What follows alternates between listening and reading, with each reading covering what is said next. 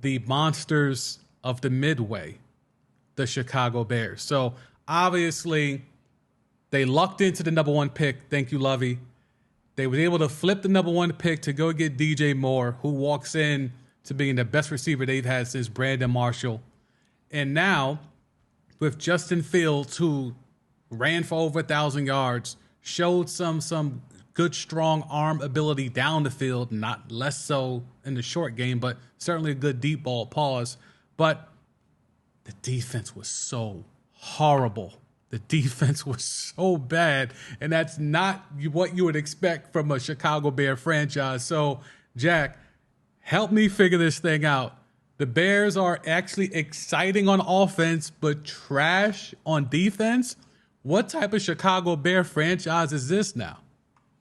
It is completely backwards from what we've seen for years, but I think at least they've made the right moves to get the defense closer to average. I still don't think it's going to be a good defense, but it's going to be good enough. And on offense, you know it's going to be fun. Justin Fields has the ability to rush for over 1,000 yards. I don't think he needs to this year. I think with the offensive line improvements, and Justin Fields is always going to be a quarterback that brings pressure onto himself. He does like to hold the ball, and sometimes he's under pressure when he shouldn't be because of it. But you also get the special plays from that. And with just a little bit more time where he's not under duress, just a little bit more protection from the offensive line, and a massive upgrade at wide receiver, because it's not just DJ Moore. You kick Darnell Mooney from the wide receiver 1 down to the wide receiver 2, and even then, Darnell Mooney didn't play the whole season. He missed plenty of time down the stretch. So you go from Darnell Mooney to DJ Moore, you go from Equanimous St. Brown to Darnell Mooney, and you go from, Velus Jones to Chase Claypool? Right. That is an upgrade across the board. And they also added a second tight end in Robert Tonyan. He can do a lot of the same things that Chase Claypool can in the slot. So it just adds to the versatility that the Chicago Bears have. You go from, at times, Equanimous St. Brown as your wide receiver 1 to him being your wide receiver 4-5.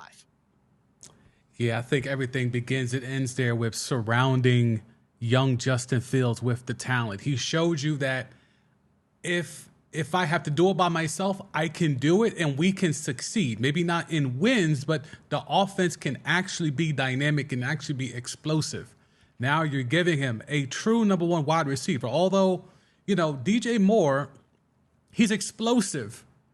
I don't know if he's Justin Jefferson explosive. I don't know if he's Jamar Chase explosive, but he's certainly a bona fide number one. But I don't know if he's top tier number one or second tier number one, but certainly the best wide receiver, like I said, since Brandon Marshall.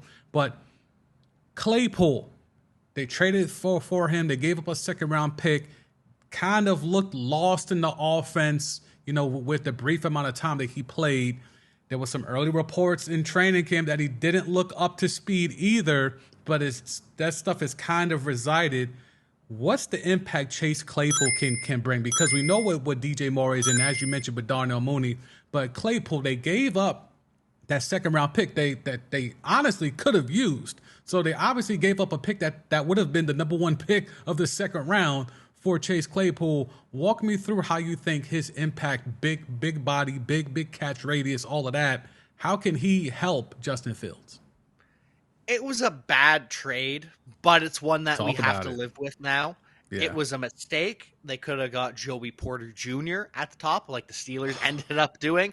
Yeah. But that being said, Chase Claypool is still one of the best wide receiver 3s in the NFL. We don't love him for fantasy football purposes because the Bears aren't a big passing offense. Or at least we haven't seen it with Justin Fields, but he's still one of the better wide receiver 3s in the NFL. And at times they're going to have him in 2 wide receiver sets, maybe even in 3 tight end sets. They're going to have 1 wide receiver on the field, 3 tight ends, and Chase Claypool at that size and speed, he's basically another tight end. So he's not afraid to do the dirty work. He's not afraid to block out there, and that's going to be an advantage to the Chicago Bears in the passing game and in the running game because they'll run those play actions where he fakes a block and then releases. So it's going to be an upgrade. It's going to help the offense. It's just not worth the second round pick they paid for it. But it's still an upgrade. Yeah, it was definitely a head scratcher even before they were in contention to get the number one pick. But once they clinched that number one pick, I was like, oh, that Claypool trade looks so much worse now. Running back, obviously they lose Montgomery, but to be quite honest, from a lot of people in Chicago, they don't really miss David Montgomery because a lot of people are high on Khalil Herbert, and as they should. He's a guy that flashed a lot. He's a guy that had some burst, had some wiggle to him. This run game. And Roschon Johnson is another one that people are very high on. He obviously was in the Bijan Robinson's shadow. But this running game, even though they lost David Montgomery, who a lot of people would consider to be a starting level running back, this running game, I think, even though, we talked about the Eagles last week, and there was a lot of conversation about, is Jalen Hurts actually RB1 because of, what they have left and Rashard Penny and, Gainwell and guys like that and Swift. I don't think that's the case here. I think they actually have a real number one running back with Khalil Herbert. What do you think? It seems as though the Bears want him to be the number one. They want him to be an every down back. Mm-hmm. But from what we've seen in his early career and in the preseason, he's not going to be a 3-down back because he isn't the strongest pass blocker and he's not the strongest receiver. But he's still one of the best pure rushers in the NFL. He finished top 5 in yards per touch, and yards per touch is a very skewed stat. It skews towards pass catching backs because receiving typically goes for more than rushing. Right. So when you're Khalil Herbert and you're one of the best running backs in the league in yards per touch and you don't have the receptions buoying you up, that is just pure talent. So on first down, on second down, Khalil Herbert is going to be a problem. And then on third down, we're going to see a lot of Roschon Johnson because, he was in the shadow of Bijan, but he was also talented enough that on third downs, he was sending Bijan Robinson to the bench. He was out there in pass protection. He was out there catching the ball. So this is really one of the most underrated 1-2 punches in the NFL. And I am a big believer in Roschon Johnson that he could be an every down back. He could end up taking snaps on first and second down away from Khalil Herbert down the stretch. He's just that talented. But it's a good problem to have when Dante Foreman is probably your RB3 and might not even be active on every game day because he doesn't play special teams. Travis Homer does. Great problem to have. Agreed. I think it's a strength of a team where running back hasn't really been. They haven't really had a true RB1. They've had a lot of guys just kind of fill like placeholders. But I think Roschon Johnson, to your point, he certainly has the skill set, certainly has the talent. I think he's a guy that maybe 2-3 years from now, maybe even late this year, he could be the guy on the field more so than not. This offensive line, though, certainly they made the investment with Darnell Wright. They bring in Nate Davis. The plan was to have Cody Whitehair at center, but it was some, I believe Jenkins got hurt there at guard, so they had to slide over Whitehair. Braxton Jones he certainly had a rough year last year, but he looked the part at times, so they're going to go ahead and invest in him at that left tackle spot. This offensive line, I think Darnell Wright's the key there, even though he's at right tackle. Talk to me about this offensive line. It's certainly a good run blocking unit, but with Justin Fields, he has that elongated release. It's not the quickest release, so he needs time back there in the pocket. Can this O-line give him enough time? They did the right things this offseason because the 2 highest paid offensive tackles in free agency got way overpaid. Mike McGlinchey for $20 million to the Chicago Bears defense would have been a bad decision. Much better to wait and get Darnell Wright in the draft. And instead, they go out and sign Nate Davis, much cheaper to get a guard than it is to get a tackle. And so that was the correct decision. Unfortunately, it doesn't pan out. They were planning to move Tevin Jenkins to left guard. He's going to miss the start of the season. And like you said, Whitehair has to play guard. Lucas Patrick has to play, which they were hoping he wouldn't. But they made the correct decisions.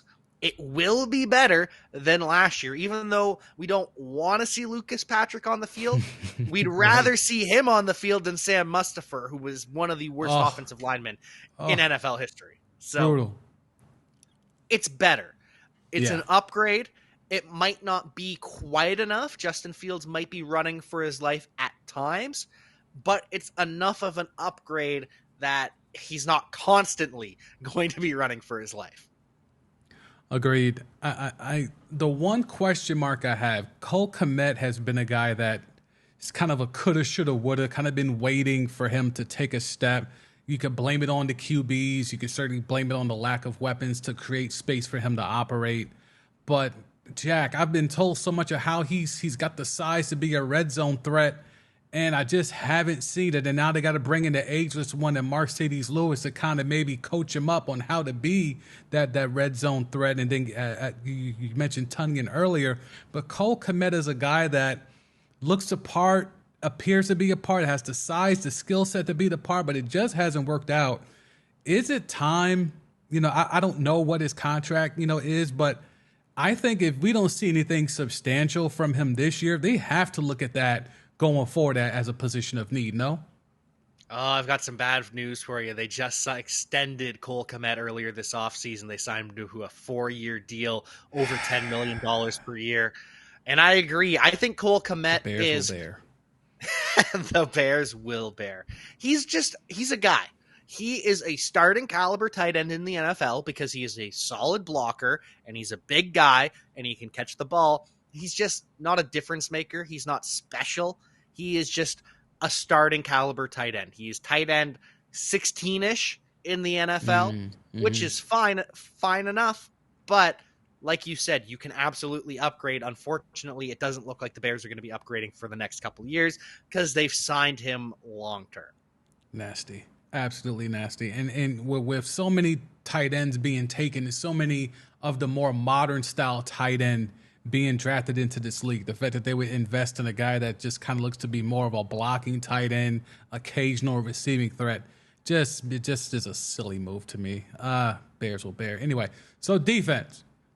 I think they were last in pass defense and damn near next to last in rush defense.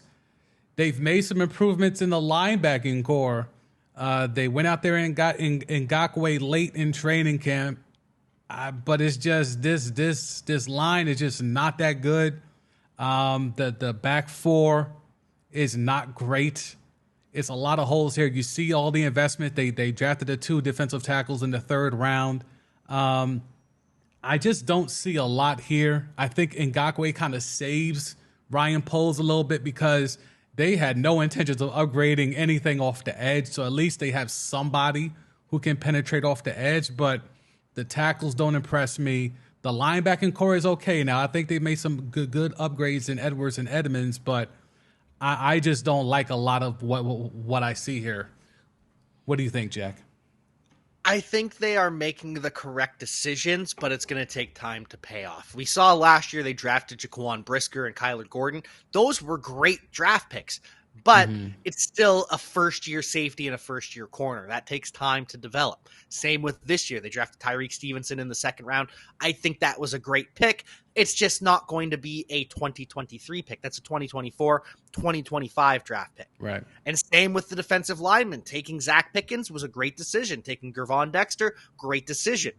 But those aren't 2023 picks. And so signing Yannick Ngakoue, signing Tremaine Edmonds and TJ Edwards. And by the way, credit to Ryan Poles for trading away Roquan Smith. They trade him away. The Baltimore Ravens pay him $20 million a year, and they get Tremaine Edmonds and TJ Edwards for less than the $20 million that the Ravens paid for Roquan Smith. So they're making the right decisions.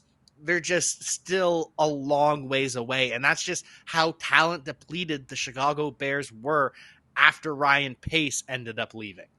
Him and Matt Nagy set the Bears back quite a bit. Bro, they're making the right awful. Yeah. Awful. So they're making the right decisions to get out of that hole. It's much like the Lions where they were completely talent depleted after Matt Patricia. This is just the year. The Bears this year are the Lions of last year, where they will start to put it together towards the end of the season. They're still just a year away from being a year away. Got it. So this franchise should not care about winning games, right? I know they can't come out and say that, but in essence, it's about all development of all these players that they've taken over the last couple of years, right?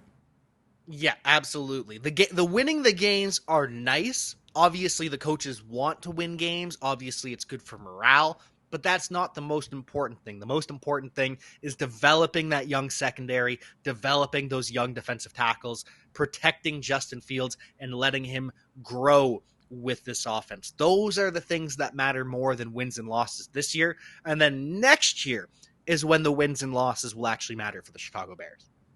Gotcha. So let's go ahead and slide over to the win total. Win total for the Chicago Bears. Ooh, 7.5. A lot of people taking the over. A lot of people believing in Justin Fields. Little juice there on the under. 7.5. I will let you go first, Jack, 'cause I got to think on this one. I think that the Chicago Bears are still a 6-7 win team, so I will be taking the under on the Chicago Bears. But I am willing to be pleasantly surprised. If the Bears end up finishing second in the NFC North, if they're able to beat the Minnesota Vikings and the Green Bay Packers, I'm not surprised if they hit the over.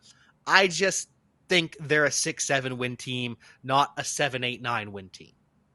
Gotcha. You know what? I think I'm also going to take the under. Decent little juice there. I'll go ahead and take the under.